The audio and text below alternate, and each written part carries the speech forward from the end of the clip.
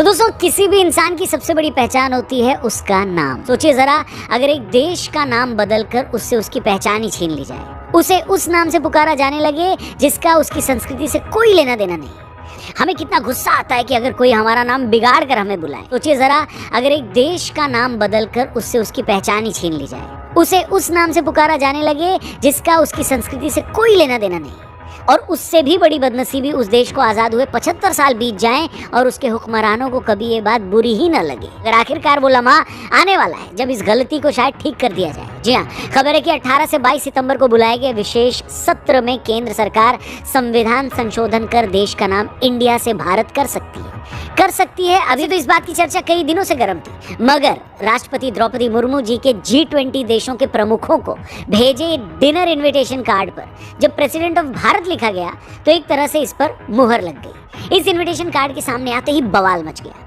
Congress party इल्जाम लगा रही है कि विपक्षी पार्टियों के अपने गठबंधन का नाम इंडिया रखने से मोदी सरकार डर गई और इसी वजह से वो देश का नाम ही बदलने वाली है। केजरीवाल ने तंज कसते हुए कहा कि अगर कल को विपक्ष अपने गठबंधन का नाम भारत रख लेगा तो क्या सरकार देश का नाम बीजेपी रख देगी। इसके अलावा भी न जाने और क्या कुछ कहा गया। देश के भारत नाम रखे जाने के पीछे कहानी क्या है, ये भी बताएंगे कि कैसे वेद पुराणों में सैकड़ों सालों से भारत नाम का जिक्र है। सनातन परंपरा में हर चीज के मायने हैं, यहाँ कुछ भी ऐसे ही नहीं है, हर चीज का अपना एक विधान है। फिर चाहे वो खान पान हो, योगासन हो, पूजा पद्धति हो, हर चीज का एक नियम है, उसके पीछे गहरा दर्शन और विज्ञान है। तो सोचिए जरा, उस सनातन परंपरा में जब अपने भूखंड या राष्ट्र का नाम रखने की बारी आई होगी तो उसके पीछे क्या कोई सोच विचार नहीं होगा क्या? Bharat means Bharat, bhava means sensation, out of which comes emotion. Ra means raga or the tune. The tune is not yours, the existence has already set the tune. Now you have to just find the rhythm, which is the thala. If you find the right rhythm, you are a fantastic human being. If you miss the rhythm, you're crushed by the process of life. So we called this nation Bharata. सैकड़ों सालों तक इस देश की पहचान भारत नाम से ही रही। इसके बाद मध्य युग में जब तुर्क और ईरानी यहाँ आए और उन लोगों ने सिंधु घाटी से प्रवेश किया तो वो लोग स अक्षर का उच्चारण ह बोलकर करते थे। इस तरह सिंधु का अपभ्रंश हिंदू हो गया। इसी से देश का नाम हिंदुस्तान हो गया और बाद में हिंदू शब्द की वजह से इसे हिंदुस्तान कहा जाने लगा।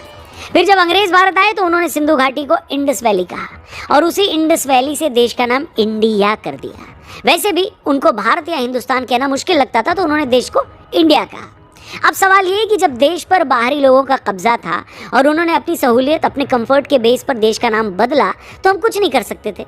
वैसे भी कहा जाता है कि जब भी कोई देश दूसरे देश या कल्चर पर कब्जा करता है तो सबसे पहले उससे उसका नाम छीनकर उसकी पहचान बदल देता है। ऐसा ही भारत के साथ भी किया गया। जिस दिन ये देश आज़ाद हुआ उसी दिन देश का नाम फिर से बदलकर भारत कर देना चाहिए। अपने बैंकों, अपनी सार्वजनिक कंपनियों, अपनी योजनाओं के नाम इसी नाम से जोड़कर उसे पूरी तरह कबूल कर लिया। सच तो ये है कि एक बार जब हमने इंडिया नाम एक्सेप्ट कर लिया तो हमें इस नाम से कोई चिढ़ भी नहीं थी।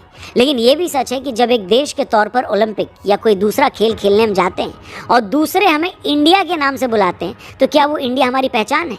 आखिर हमने ये क्यों कबूल कर लिया कि हमारी क्रिकेट टीम का नाम इंडिया हो, हमारा रिजर्व बैंक इंडिया होगा?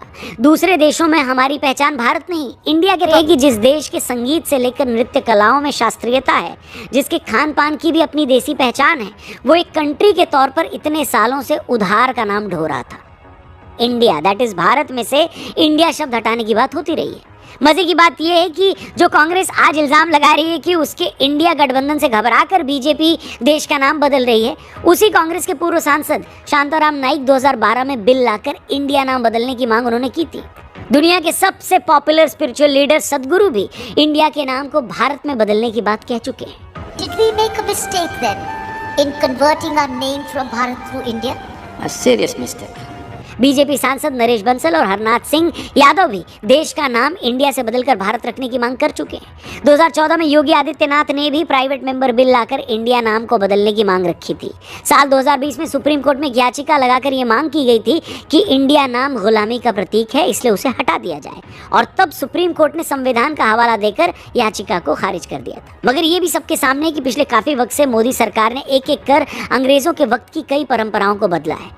इसी मोदी सरकार के वक्त हार्ट बीटिंग रिट्रीट की धुन को बदला गया, राजपथ का नाम बदलकर कर्तव्य पथ किया गया, राष्ट्रपति, उपराष्ट्रपति और प्रधानमंत्री के प्लेन पर भारत शब्द जोड़ा गया। और जब ये सब काम किए गए उस दौरान तो इंडिया गठबंधन कहीं था भी नहीं। मजे की बात यह है कि जो पार्टियां आज इंडिया का नाम भारत करने पर इतना तिलमिला रही हैं, इनमें से ज्यादातर पार्टियां वही हैं जिन्होंने अपने अपने राज्यों में शहरों के नाम बदले होने। क्या मद्रास को चेन्नई नहीं किया गया, बॉम्बे मुंबई नहीं हुआ, कैलकाटा कोलकाता नहीं हुआ, या बैंगलोर को बेंगलुरु नहीं किया गया? तो देश को उसकी पहचान दिलाने के नाम पर उसे उसका असली नाम क्यों नहीं दिया जा सकता? और सदी के महानायक अमिताभ बच्चन साहब ने इस खबर के फौरन बाद भारत माता की जय लिखकर ट्वीट किया। गावस्कर साहब ने भी देश का नाम भारत करने को सही बताया। वीरू भाई ने तो यहाँ तक कह दिया कि टीम इंडिया का नाम बदलकर टीम भारत किया जाए। दोस्तों, चाहे ज्ञानवापी का मामला हो, कृष्ण जन्मभूमि का, या फिर इंडिया को भारत करने का, जब भी ऐसे मामले सामने आते हैं एक आर्ग्यूमेंट ये दिया जाता है कि भाई ये मामले तो बहुत पुराने हो गए हैं, हमें इन बातों को भूलकर आगे बढ़ना चाहिए। मैंने ज्ञानवापी मामले के वक्त भी कहा था कि जिस मानव जाति का इतिहास लाखों सालों का है उसके लिए 400-500 सालों की बात कल परसों की ही बात होती है। हमारे महान कल्चर को 1000 साल से ज्यादा पुराने विष्णु पुराण में इस बात का जिक्र है कि समुद्र के उत्तर से लेकर हिमालय के दक्षिण तक भारत की सीमाएं फैली हुई हैं। विष्णु पुराण में यह भी लिखा है कि ऋषभ देव ने जब वनवास लिया तो उन्होंने अपने सबसे बड़े बेटे भरत को उत्तराधिकार सौंप दिया। कहा जाता है कि उन्हीं भरत के नाम पर देश का नाम भारत पड़ा।